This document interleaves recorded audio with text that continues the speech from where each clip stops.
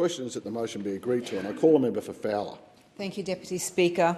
I rise to speak on the member for Holt's motion on the Australian Universities Accord. Deputy Speaker, I have spoken many times in this House about the importance of education to my family and many in my community of Fowler, and I want to share it here again.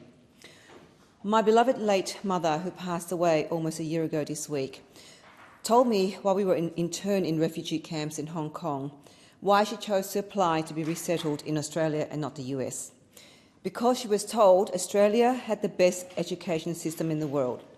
We had no idea where Australia was other than this island surrounded by waters and far away from conflicts of the world, but we heard it had a quality education. For the thousands of refugees and migrants who've settled in Fowler over the decades, many see education as the key to our successful integration into the wider Australian society. Just yesterday at lunchtime Sunday, while I shopped in my community, I saw groups of parents and children swarming around the many tutorial centres in the city. And I thought to myself, it was Sunday, and yet here were the kids going to those extra courses. I know that for many parents, despite their current struggles with high energy and grocery bills, they would prefer to cut spending in many areas, but not education. Over 4 million students are enrolled in our education system, with over 40.5% attending higher tertiary.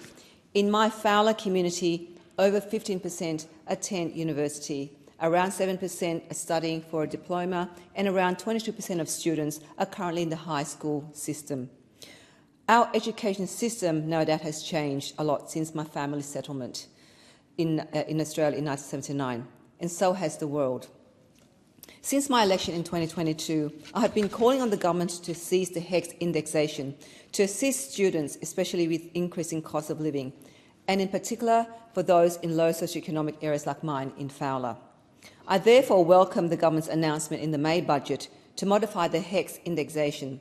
My persistency advocacy has not been in vain. While I acknowledge the government's substantial efforts to reform higher education, the findings of the Australian Universities Accord report highlight the extensive work still required to secure a bright future for the next generation. The report spreads over 400 pages with 7 key recommendations. Amongst the priority actions, the government will establish a new Commonwealth Prac Payment, CPP, to support students in teaching, nursing and midwifery and social work during the mandatory placements in response to Recommendation 14. From July 2025, 68,000 eligible students can expect $319.50 per week during their placement. I have previously shared that many young students often spread their money thinly across rent, food and commuting and amongst other expenses. $319.50 is invaluable assistance to struggling students, especially those from Fowler Electorate, during the cost of living crisis. However, I must express concern for the students in other allied health fields. I have had physiotherapy and podiatry students reach out and ask, what about us? They are feeling overlooked despite their critical role as part of the health sector. It is imperative that the government clarifies whether the CPP will extend to these allied health students as well. In 2023, I established the Fowler Youth Advisory Committee, which convenes quarterly to spearhead initiatives that matter to the youth of Fowler.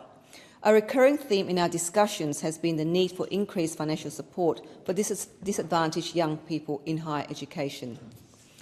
I also would like to remind the government that the 2024 budget disappointingly failed to address the inequity of the job-ready graduates package from the Morrison government. This package encouraged students to pursue STEM subjects whilst disproportionately increasing fees for arts students. The report clearly indicates that the JRG requires urgent remediation due to the financial barriers it creates. I understand the demands for STEM graduates, especially with the Grand Future Made in Australia plan. This approach is regressive, borderline utilitarian and has discriminatory effects. There are a significant number of female students undertaking arts and social courses out of passion, and the continuation of the JRG exacerbates the existing gender pay gap. Will the government advocate for the future that is short on understanding the riches of our history and philosophy? The government needs to have a long think about this. Addressing these concerns is essential to truly establishing Australia as a global leader in education. Thank you.